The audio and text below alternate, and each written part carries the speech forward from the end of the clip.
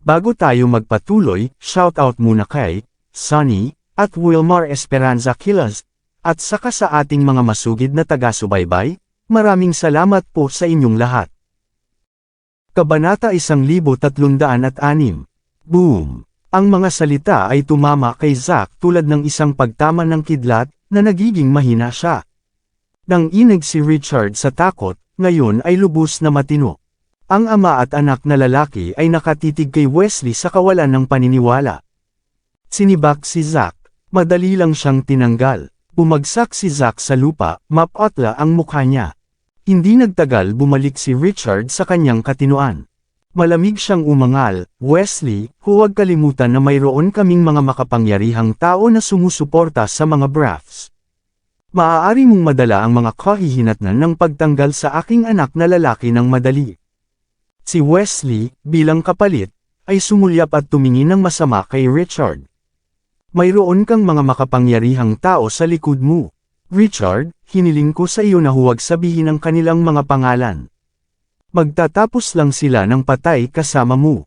Wesley, ikaw lamang ang unang utos ng sistema ng pabahay ng Buckwood. Ang iyong katayuan ay katumbas ng minahan. Gaano ka katapang nagbabanta sa akin? Si Richard ay tumaas sa isang angkop na galit, pinagbabantaan mo ba ako? Malamig na tumawa si Wesley. Agad siyang tumawag ng isang numero at sinabi sa isang magalang na tono, Mr. Graham, nakarating na ako sa eksena. Sinipa ko na ang bug sa labas ng sistema ng pabahay. Ngunit mayroon kaming isang bagong problema. Ang pangatlong utos ng bagong distrito ng Buckwood na si Richard Braff, ay nagbabanta sa akin ngayon. Ginoong Graham, nagsimulang tumulo ang malamig na pawis sa mukha ni Richard nang marinig niya ang pangalan. Hiniling ka ni Ginoong Graham na makausap. Itinapon ni Wesley ang telepono kay Richard. Natisod si Richard habang gumawa siya ng pagsalo para dito. Isang tinig na kasing lamig ng tunog ng yelo. Dapat ikaw si Richard Braff.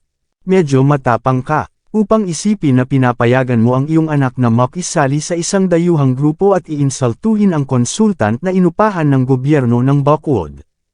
Hindi mo na kailangang magtrabaho mula ngayon. Kung hindi ka pinatawad ng Consultant York. Beep, beep. Natapos agad ang tawag. Si Richard, na labis na mapagmataas sandali, ngayon ay ang kanyang mga mata ay kumibat ng labis. Halos malaglag ang mukha niya. Ang unang utos, si Mr. Graham. Ikaw ba, ang consultant na si Mr. York ang inupahan kamakailan ni Mr. Graham? Ano, ang consultant na inupahan ng first in command ng Buckwood? Siya ang alamat na namamahala sa forum ng pamumuhunan at pakikipag-ugnayan sa negosyo, si Consultant York. Ang mga tao na naruroon ang lahat ay napasinghap. Sa wakas ay alam na nila ang aktwal na pagkakakilanlan ni Harvey. Hindi nakakagulat na kinatakutan siya ng Morgan Financial Group. Hindi nakakagulat na ang isang tawag sa telepono ay maaaring gumawa na ang unang utos ng sistema ng pabahay ng Buckwood at malutas ang kanyang problema. Matapos makitungo sa ama at anak na lalaki na Braff, lumapit si Wesley kay Harvey at yumuko. Consultant Ginoong York, ipinagbigay alam na sa akin ni Mr. Graham na ang 3 lumang proyekto ng pagkukumpuni mula sa Regency Enterprise ay maaaring magpatuloy sa kanilang konstruksyon. Ako na ang bahala sa mga proyekto mula ngayon. Magkakaroon ako ng anuman at lahat ng responsibilidad. Bilang karagdagan, narito ako sa ngalan ng sistema ng pabahay ng Buckwood upang humingi ng tawad sa Regency Enterprise. Tumango si Harvey, hindi gumagawa ng anumang mga puna. Patuloy na nagsalita si Wesley. Consultant York, paano mo nais na hawakan ang kapakanan na ito? Mahinahon na sagot ni Harvey, alisin mo sila. Bigyan sila ng isang parusa kung kinakailangan, o barilin mo ang mga ito para mapatay kung gusto mo. Ipatupad ang batas ng walang pasubali. Mabilis ang tugon ni Wesley. Panigurado, Consultant York. Susuriin ng mabuti ng pamahalaan ng Buckwood ang bagay na ito. Sisiguraduhin naming bibigyan ka ng isang patas na pahayag. Napaluhod si Richard sa lupa matapos marinig ang mga salitang iyon. Sa lahat ng mga taon na ito, siya ay gumawa ng lahat ng mga uri ng krimen. Kung ang gobyerno ng Buckwood ay mag-imbestiga ng lubusan, 10 beses na pagpapatupad sa pamamagitan ng pagbaril ay hindi sapat. Lahat ito ay dahil sa iyo, maliit na bastard ka. Sa susunod na nangyari, si Richard ay humakbang pasulong upang kunin ang kanyang anak na si Zack. Hindi makahuli si Zack kahit isang hininga. Nang makita na si Zack ay halos natigilan sa kamatayan, hinimas ni Wesley ang kanyang kamay. Ilayo mo sila, dapat silang parusahan ng batas. Hindi siya dapat mamatay dito. Ang ilang mga inspector ay sumalampak at hinawakan ang ama at anak na lalaki, at dinala sila. Naturally, nakipag-ugnay na si Wesley sa pulisya bago pumunta dito. Di nagtagal, umalis siya at ang kanyang mga tauhan sa eksena. Ang mga taong naruroon ay tumingin kay Harvey, naguguluhan. Consultant York. Nakakatakot ang pagkakakilanlan ng taong ito. Kahit si Mandy ay nabigla kay Harvey. Hindi siya makapaniwala na ang kanyang asawa ay naging sariling konsultant ng gobyerno ng Buckwood. Walang sweldo para sa posisyon na ito, ngunit ang awtoridad na hawak niya bilang isang konsultant ay napakalawak. Si Harvey ay namamahala din sa forum ng pamumuhunan at pakikipag-ugnayan sa negosyo. Ligtas na sabihin, ang kapalaran ng maraming maliliit na negosyo ay namamalagi sa kanyang mga kamay. Ang Zimmers, ay talagang mayroon silang isang makapangyarihang tao sa pamilya. Ngumiti si Harvey at sinabi, mangyaring umupo. Hindi ba ito dapat maging isang pagtitipon? Ang lahat ng tao ay umupo, naghahanap na naguguluhan. Nais nilang lapitan siya at kumapit kay Harvey, ngunit hindi sila maglakas loob. Si Dexter, ang taong lubusang ng insulto na nauna kay Harvey, ay nanginginig sa takot. Natatakot siya sa katotohanan na mapansin siya ni Harvey kahit papaano. Halika, mahal, kumain tayo. Hindi gaanong nagmamalasakit si Harvey sa mga taong ito. Dahil narito na siya at ang kanyang asawa, dapat nilang natural na punan ang kanilang tiyan bago umalis. Nang matapos silang kumain, tumayo si Harvey at sinabi, kung wala nang iba, sasama ako sa aking asawa. Umalis sina Harvey at Mandy, di nagtagal, ang buong lugar ay sumabog sa mga namangha na tsismisan. O aking Diyos! Ano ang naranasan natin? Si Harvey ay hindi ang maalamat na marumi na katulad na kilala natin sa kanya, pagkatapos ng lahat. Siya ang misteryosong Consultant York. Ang unang utos ng Buckwood, si Joel Graham mismo, ay sumusuporta sa kanya ng lihim. Hindi nakakagulat na hindi na niya kailangang maging driver ni Prince York. Ang pamagat ng consultant ay katumbas ng maraming mga patriarch ng una at pangalawang rate na pamilya. Ang buong karamihan ng tao ay napasinghap, si Dexter at iba pang mga opisyal ng gobyerno na naroroon, sa kabilang banda, ay nanginginig sa kanilang mga paa. Ang isang consultant ay hindi posisyon ng gobyerno. Ngunit ligtas na sabihin na si Harvey ay may magandang relasyon sa first in command ng Buckwood. Maaari rin siyang maging mapagkakatiwalaang subordinate ni Joel Graham. Bagaman hindi ito posisyon sa gobyerno, ang katayuan ni Harvey ay madaling matukoy ang mga kapalaran ng marami. Malakas ang tatay ni Zack, ngunit kahit na kailangan niyang sumuko pagkatapos ng laban sa naturang powerhouse. Maliban kung ang mga sumusuporta kay Richard Braff ay nais na sumalungat kay Joel Graham, ang ama at anak na lalaki ay may magawa. Naunawaan na ngayon ng lahat kung bakit ang ambassador ng The Empire of the Sun That Never Set, ay lumuhad matapos makita si Harvey. Ang pinuno ng mga opisyal ng gobyerno ay sumusuporta kay Harvey. Ang mga residente ng The Empire of the Sun That Never Set ay hindi maaaring maglakas loob na pukawin ang mga opisyal ng gobyerno ng Buckwood, ngunit mayroon silang lakas ng loob na lumaban sa isang kasama ng 1,000 mga underlings. Hindi. Kailangan nating magbisita sa kay CEO Zimmer. Kailangan nating ipahayag ang ating paghingi ng tawad at makipagkita sa kay Consultant York mismo. Nag-iisip pabalik. Ang Consultant York ay tulad ng isang mahuhusay na binata. Sobrang gwapo at matikas. Si CEO Zimmer, sila ay isang pares na ginawa sa langit. Ang mga taong nanunuya kay Harvey dati, ngayon ay pinupuri na siya ng walang katapusan. Nais nilang kumapit sa kay Harvey ng masama.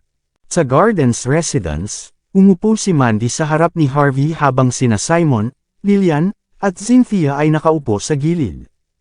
Ang buong pamilya ay medyo nababahala, pagkakabali sa bukod, pareho kina Simon at Lillian ay medyo napalakas. Uminga ng malalim si Mandy, pagkatapos ay tumingin kay Harvey sa mata. Darling, sasabihin mo ba sa akin ang lahat ng nangyari ngayon? Paano mo nakamit ang iyong bagong katayuan? Ngumiti si Harvey. Darling, nakalimutan kong sabihin sa iyo. Pagkatapos umalis sa Sky Corporation, nakakita ako ng isang bagong trabaho. Ako ngayon ang konsultant ng gobyerno ng Buckwood. Ako rin ang namamahala sa forum ng pamumuhunan at pakikipag-ugnayan sa negosyo. Ang konsultant ng gobyerno, napasinghap si Simon.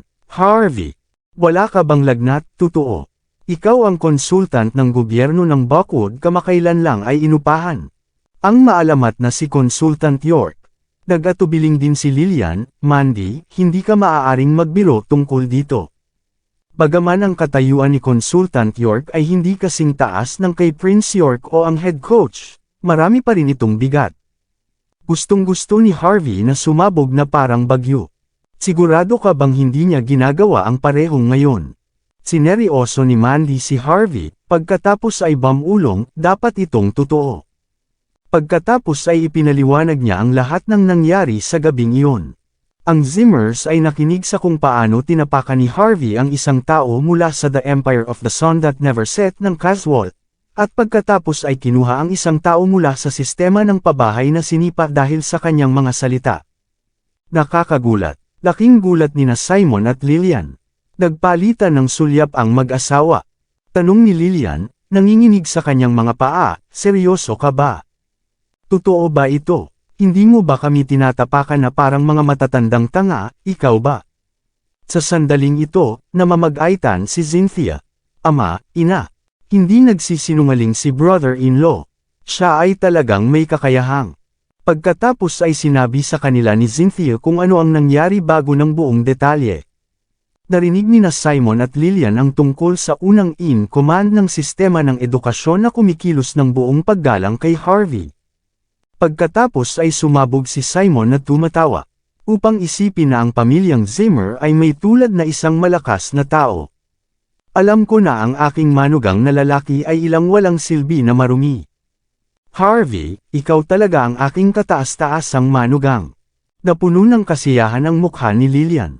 Harvey, ano ang gusto mong kainin para ngayong gabi? Kung naaalala ko ng tama, hindi ka pa natutulog kay Mandy pagkatapos ng lahat ng mga taong ito ng kasal ngayon. Magpapasya ako ngayon. Hindi na kailangang pumili ng ibang oras, paano ito ikaw at si Mandy gawin ito ngayon? Sinampal ni Simon ang kanyang tuhod sa kasiyahan. Oo. Mahal kong manugang, halos nakalimutan ang tungkol dito. Dadalhin namin si Cynthia para sa ngayon. Kayong mga kabataan ay nangangailangan ng ilang puwang. Hahaha, si Harvey ay hindi makapagsalita sa mga sinabi ni Simon. Tiyak na praktikal ang kanyang biyenan, binato ni Mandy ang kanyang mga paa, ang kanyang mukha ay kasing pula ng isang prisa. Ama, ina, huwag sabihin ang isang bagay na ganyan. Tumayo siya at nagmamadaling pumasok sa kanyang silid. Galit na lumingon si Cynthia kina Simon at Lillian. Kayong dalawa ay sobrang kawalang galang. Hindi ko ito papayagan. Hindi ako papayag. Tumugon si Lillian na nagbibiro. Oh, Cynthia. Alam mo na ba ang lihim ng iyong bayaw? Gusto mo bang pakasalan siya sa halip? Sabihin mo sa akin kung iyon ang iniisip mo. Maaari ko itong ayusin para sa iyo. Ina, ano ang sinasabi mo? Si Cynthia ay lubos na napapahiya sa panunukso ni Lillian, at agad na tumakbo. Hindi mapigilan ni Harvey ngunit takpan ang kanyang mukha. Tapos na siya, ang kanyang tinatago mukhang malalaman na. Sa Buckwood, sa isang marangyang villa, maraming mga nangunguna sa pamilyang Jean mula sa Mordo ay natipon dito. Hinawakan ni Todd Jean ang baso sa kanyang kamay at tumingin sa isang dokumento na may solemn na ekspresyon. Pagkaraan ng mahabang panahon, ibinaba ni Todd ang dokumento sa kanyang kamay at bamulong, Elder, dumating ang balita na nalaman nila kung sino ang taga-suporta ni Harvey York. Ito ay lumiliko na si Yoel Graham, ang unang utos ng Buckwood, ay ang kanyang tunay na taga-suporta. At siya ang kasalukuyang konsultant ng pamahalaan ng Buckwood. Siya ay walang tutol na pangalawang pinakamalakas na malaking shot. Napakalakas at maimpluwensya. Nagpakita ng takot si Todd sa kanyang mukha habang sinasabi ang mga bagay na iyon. Kung sila ay nasa Mordo, ang pamilyang Jin mula sa Mordo ay hindi magpapakita ng takot. Gayunpaman, ito ay Bakod, bagaman ang pamilyang Jin ay isang malakas na puwersa mula sa labas, hindi nila malalampasan ang mga lokal na puwersa dito. Kinuha ni Todd ang dokumento. Matapos basahin ito para sa isang mahabang, inabot niya ang kanyang kanang kamay at sinampal ito sa armrest, na sinasabi, kahit na nawala namin ang Morgan Financial Group, sa wakas ay nalaman namin ang pagkakakilanlan ng taong ito sa tulong nito. Tulad ng sinasabi, mahalagang malaman ang isang kaaway. Dahil alam na namin na mayroon siyang backer na ito ngayon, kung gayon ang iyong nakaraang pagkatalo ay nabigyang katwiran. Dalhin ang balitang ito sa pamilyang Yates mula sa Amerika. Hindi ba darating ang ika-4 na Master Yates? Hayaan siyang subukan si Harvey at suriin ang kanyang background. Bago ang forum ng investment and business engagement, maghihintay ako at makita. Oo, sinabi ni Todd sa isang malalim na tinig, bagaman malakas si Harvey at may malakas na background. Ang pamilyang Jin mula sa Mordo ay tiniyak sa sarili na huwag matakot sa sinuman. Kasabay nito, sa tahanan ng pamilyang Yates sa Bakod. Ang mga tao ng pamilyang Yates ay maaari lamang manatili sa silid ng lingkod sa tahanan ng ancestral at hayaan ang maluwang na silid tulugan dahil sa pagdating ng ika-4 na Master Yates. Ang buong bahay ay may 3 palapag sa loob at labas, tulad ng palasyo ng imperial na palasyo, mahigpit na binabantayan. Naglakad si Bradley papunta sa gitna ng bahay. Pagkatapos ay tinapik niya ang parehong mga kamay at sinabi, Ninong, nalaman ko ang tungkol sa pagkakakilanlan ni Harvey. Ang kanyang tunay na pagkakakilanlan ay isang konsultant na inupahan ng gobyerno ng Bakod. Siya rin ay ganap na namamahala sa Investment and Business Engagement Forum sa oras na ito. At ang first in command ng Bakod, si Yoel Graham ang kanyang taga-suporta. Ito ay dahil sa isang taga-suporta na si Harvey ay maaaring maging mapagmataas. Tinalo pa niya ang Morgan Financial Group. Ibinagsak ng ika-4 na Master Yates ang Tao Te Ching sa kanyang kamay matapos marinig ang mga salitang iyon at dahan daw ang sinabi, alam ko na ang taong ito ay dapat magkaroon ng background. Ngayon tila hindi mali ang aming mga hula. Ang isang walang sinuman na maaaring gumawa na ang unang in command, ang mga halaga ng Bakod ay nagpapakita sa kanya na siya ay isang taong espesyal. Ngunit, siya ay isang konsultant lamang ng gobyerno pagkatapos ng lahat. Kahit gaano pa siya kalakas, limitado pa rin ito. Ngayon alam na natin ang kanyang pagkakakilanlan, hindi natin kailangang maghintay hanggang sa araw ng Investment and Business Engagement Forum. Gawin mo lang, makikita natin kung ano ang magagawa niya. Tila, ang pangunahing general na Tsino na sumakop sa Amerika ay gumawa ng isang desisyon. Ninong, dahil konsultant lang siya sa gobyerno, ang kanyang lakas ay limitado. Ang nasabing tao ay hindi karapat-dapat sa iyo na gumawa ng isang direktang pag-atake. Hayaan akong kumuha ng isang tao doon. Nagboluntaryo si Bradley sa sandaling ito. Ang ika-4 na Master Yates ay nagsabi ng walang pakialam, okay, ako na nakakuha ng isang bagay kamakailan habang pinag-aaralan ang Taoism, at kailangan kong ilang araw na pahinga. Mangyaring huwag mag-abala sa akin hanggang sa ang taong ito ay inaalagaan. Gayun din, ang 4 na hari ng armas na sumunod sa akin, maliban sa isa na unang ranggo, dapat mong dalhin ang natitirang 3. Kung matatalo niya ang 2 kampyon sa boxing sa Texas, ipinapakita nito na medyo may kakayahan siya. Maraming salamat sa lahat ng sumusubaybay. Please subscribe and follow my YouTube and Facebook channel, Filipino Novel. Maraming salamat po. Kabanata 1310. Ang 4 na hari ng armas sa tabi ng ika-4 na Master Yates lahat ay nakipaglaban sa larangan ng digmaan kasama siya pabalik noon, at nakasama nila siya sa lahat ng mga taon na iyon. Ang pagpapalam kay Bradley na dalhin ang 3 hari ng armas ay ipinahiwatig kung gaano kahalaga ang bagay na ito sa ika-4 na Master Yates. Matapos mag-atubili ng sandali si Bradley, nangatuwiran siya, Ninong, bakit hindi mo ako pinahihintulutan na dalhin ang lahat ng 4 na hari ng armas? Sa kasong ito, ang mga bagay ay hahawakan ng naaangkop. Ang ika-4 na Master Yates ay sumagot ng walang pag-iingat, sasabihin ko sa iyo ang mga pinagmulan ng 4 na hari ng armas sa ilalim ng aking utos. Ginagawa ko ang pagkakataong ito upang ipakilala ang mga ito sa iyo ngayon. Ang pangalawang hari ng armas, si Bon, siya ay isang manlalaban mula sa Thailand.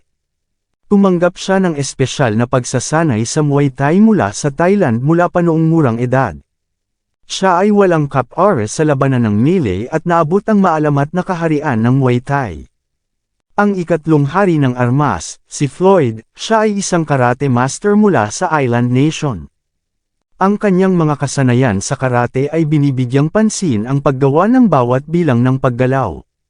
Ang ika-4 na hari ng armas, si Lennox, ay nagsasagawa ng kendo mula sa Island Nation at minsan ay nanalo ng runner-up sa kompetisyon ng kendo ng kabataan ng Island Nation.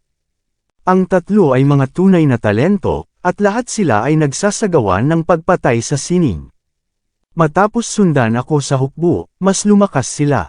Kung dadalhin mo ang 3 taong ito sa iyo, maaari mo talaga malupig ang larangan ng digmaan. Tulad ng para sa unang hari ng armas, si Evander, hindi siya nagsasanay ng anumang pagpatay sa sining, ngunit siya ang bata na kinuha ko sa gitna ng mga patay na lalaki sa larangan ng Euro-American. Siya ay nasa gilid ng kaligtasan ng buhay para sa maraming taon. Wala nang emosyon na naiwan sa kanyang puso. Siya ay isang malamig na dugo na pumapatay na parang makina. Kahit na ako hindi ko siya makontrol, at tiyak na hindi mo ito magagawa. Kaya, huwag hayaang gumawa ng hakbang si Evander maliban kung kinakailangan. Bihirang pag-usapan ito ng ika-4 na Master Yates, at gayon pa man sinabi niya ang lahat ng mga lihim na iyon kay Bradley. Nabigla si Bradley. Dati niyang nalaman na ang ika-4 na Master Yates ay mayroong 4 na hari ng armas sa ilalim ng kanyang utos. Gayunpaman, alam lamang niya ang tungkol sa lakas ng 4 na hari ng armas. Ang pang-4 na Master Yates ay walang pakialam, ito ay upang makitungo sa isang konsultant lamang. Ang 3 hari ng armas ay higit pa sa sapat. Kung pinapayagan si Evander na gumawa ng isang pagkilos, magkakaroon ng pagdanak ng dugo. Kung gayon hindi ko makaya ang mga kahihinatnan. Hindi makapaniwala si Bradley matapos marinig ang ika-4 na Master Yates na mga salita. Ninong, sa teritoryo na ito, sa Buckwood, ay may anumang mga kahihinatnan na hindi mo madala. Dahil sa kung sino ka, kahit na may mangyayari, maaari itong ayusin, tama. Ang ika-4 na Master Yates ay nagsabi ng walang pag-iingat, nakalimutan mo ba na nakatanggap tayo ng isang mensahe bago na ang maalamat na tao ay nakatira ngayon sa pag-iisa sa Buckwood? Nagbago ang ekspresyon ni Bradley. Pagkaraan ng ilang sandali, nagulat siya at sinabi, Ninong, ang taong sinasabi mo, hindi ba siya ang maalamat na chief instructor ng sword camp, ang mito ng militar, ang buhay na alamat? Oo, siya iyon. Iyon ang tao na natalo ang milyon-milyong mga kabalyero ng 5 makapangyarihang bansa. Kahit na ang 4 na makapangyarihang pangunahing tropa ng Amerika ay maaaring umatras lamang kapag nakilala nila siya. Sa kabutihang palad, nakatira siya sa pag-iisa ngayon at nakahiwalay sa labas ng mundo ng medyo matagal. Sa Buckwood, kahit gaano pa tayo lalaban, hanggat makokontrol ito at sa loob ng isang tiyak na saklaw, kung gayon maaari lamang niyang maging isang bulag na mata. Ngunit kung sumama ka kay Evander, baka saktan niya ang mga inosenteng tao. Kapag ang chief instructor ay mainis, pagkatapos ang mga kahihinatnan, nagbuntong hininga si 4th Master Yates habang sinabi niya ito, ang punong inspector. Iyon ay isang tao na kahit na hindi siya naglakas loob na masaktan, kahit na ang 5-star general ng American military ay hindi nang ahas na pukawin ang taong ito, nang hina si Bradley. Hindi niya inisip na ang chief instructor ay nangangahulugang labis sa kanyang ninong.